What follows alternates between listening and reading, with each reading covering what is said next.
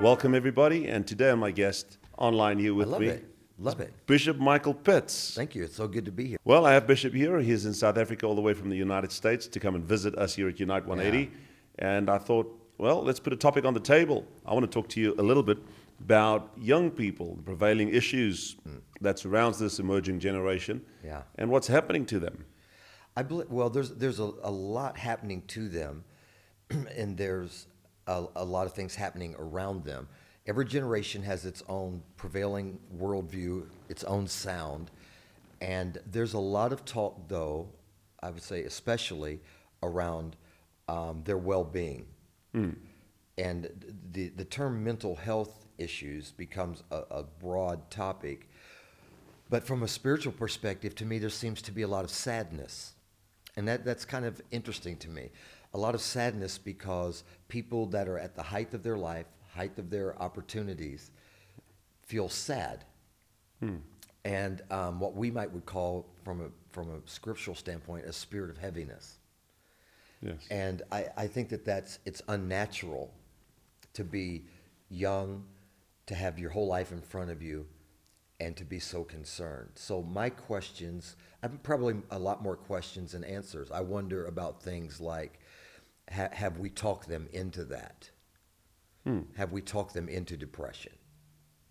Well, with the world putting so many issues on the table for them to pick and choose from, what would be their burden? What would like environmental issues and climate issues? Well, when you think everything is against you, okay, the movies are apocalyptic. We're either living underground, ruled by the apes. We've run out of food. We've run out of water. All the movies are zombie apocalyptic oriented.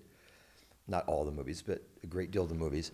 They are taught to believe that the climate is against them. Everything is against them. It's the first generation in my country, in America. It's the first generation in America to believe that their standard of living will not be equal to their parents. So they're having a whole generation that's having a hard time leaving home, launching, getting started. Education debt is out of control. They've lost confidence in their governments and their education, and potentially churches as well.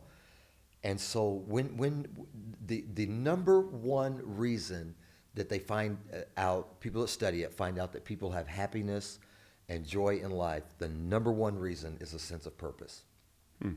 So the lack of purpose and the sense that they don't have a great future ahead of them, right? In a sense, their hope is being attacked. Yes. When you don't think that you have a future, you become fatalistic and feudalistic in your thinking. It's the attitude of the teenager of unimpressed with everything and what's the use. And any parent listening to me will be familiar with that. Any young person will identify with that.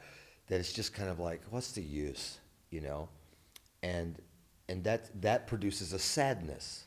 Yeah. It's amazing the flat affect of young people, that don't engage and are flat and move slowly and talk low, and it's as if they just don't want to be there. And a lot of it is an overriding lack of purpose. What am I giving my life to? And if we, as especially Christian leaders, if we don't teach people purpose and what we would call transcendent things that are big, it's not about what you're driving, it's about where you're going. Destination is more important than the vehicle that you use to get there. Yeah. If people don't understand their higher purpose, what God has called them to, the sense of community, then that produces an overriding sadness. It feels like many young people are disconnecting from purpose, disconnecting from life, not trying very hard. Yeah. And then the few that try attaches themselves to purpose that they would consider lofty, but in the end doesn't lead. It doesn't do an overarching good. And we really are still dealing with, and I know people probably got tired of talking about it. I certainly did, but the damage is done and breaking down our communities through lockdowns. Yeah. The psychological damage. The Bible says it's not good for man to be alone. Yeah. Isolation is not good. The worst form of punishment that we exercise as societies over people is solitary confinement. We take your freedom, and then, by the way, we're going to isolate you, which I think is cruel and unusual punishment. Well, what would you consider some of the consequences of our lockdowns that we had to endure for 2 years? Antisocial, sadness, people that lost good abilities of interaction, got used to only communicating through technology. Which is a dominant feature of this generation. It's a dominant feature. So it becomes incumbent upon families and churches and communities to encourage community. One of the things I love about Unite is the things that develop community. Some people think church is just coming to church, just coming into a building and singing songs and hearing a lesson, and that's a part of it. But you guys have, for example, the small groups, which encourage community. You have I call, what is it, the pizza that you guys make upstairs? It's the You pizza.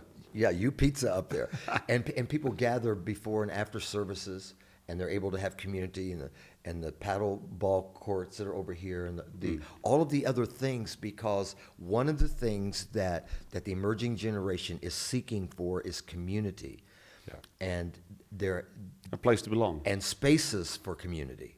Where's the space for community, and where is the place where I can sit and talk? And so it's challenging, but it's also very much doable.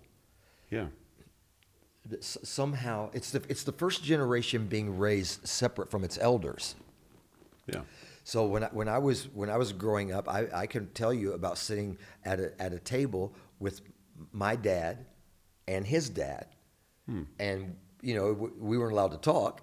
We listened to them, but we saw interaction, and you got to hear perspectives. This is the first generation that their information comes from each other, rather than their elders, and part of that is the parenting of people who did not interact with their kids. But the other part of it is the social media construct by which I'm just hearing from each other. And it's amazing the number of times I've talked to young people, and they do what we call drink each other's Kool-Aid. Like somebody will say this, and then somebody will say, yeah. And somebody's, bleh. And all you do, if you challenge it with one or two questions, it falls apart. And they measure the validity of their peers' statements based on the follow count. Yeah. The higher the follow count, the more true it must be. Yeah. How many thumbs ups did you get? But did you think that through? So there's nothing wrong with young people questioning. Our culture changes always through young people. Yeah. Always through young people, because young people question, and they want to know why, and how, and what if, and there's that's not a problem. The problem is when elders, I'll call it, and leaders are not giving sound answers.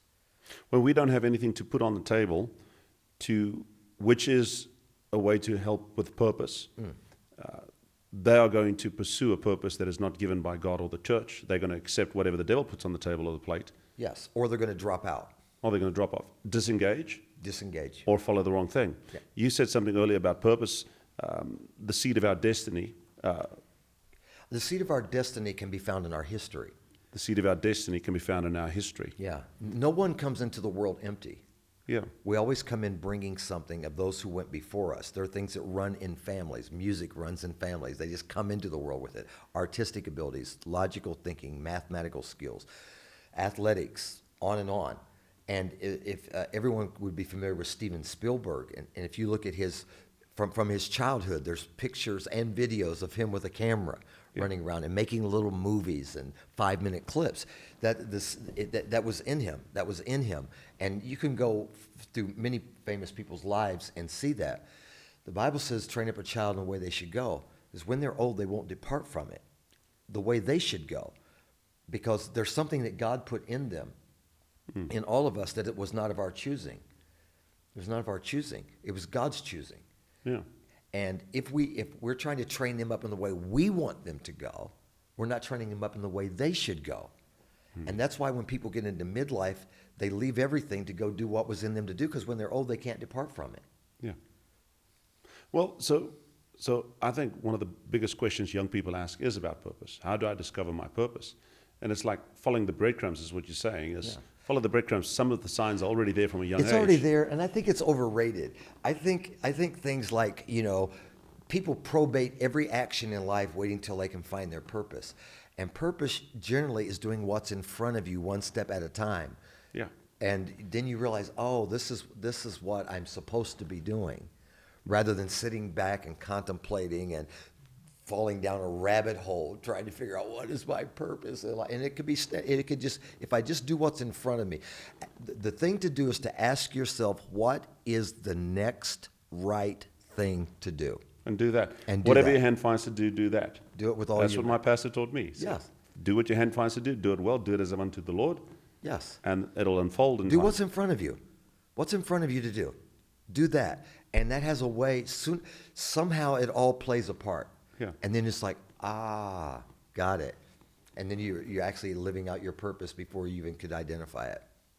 Well, Bishop, thank you for that. On a last thought, Yeah. any advice for young people trying to figure out where they should go with their lives, what they should be doing? Yeah, a lot of it I would say is don't stress it. I think a lot has been placed on them. So I would say that. I would say don't stress it. I would say don't believe everything you hear. You know? Especially not on social media. Yeah, and that's where most of the information is coming from. And I'd say, enjoy the journey. Enjoy the journey. And of course, and it doesn't make sense when you're a teenager, when you're a college student, when you're just initiating your first child and all of those kind of different things in life. It doesn't always make sense, but I sound like an old person to say it, but I'm going to say it anyway. Enjoy the journey, because life doesn't get any more simple than you have it now. Life gets more complicated and as you go. So enjoy it. Enjoy the journey. Perfect. Thank you, Bishop. And come to church. See you in Unite 180. God bless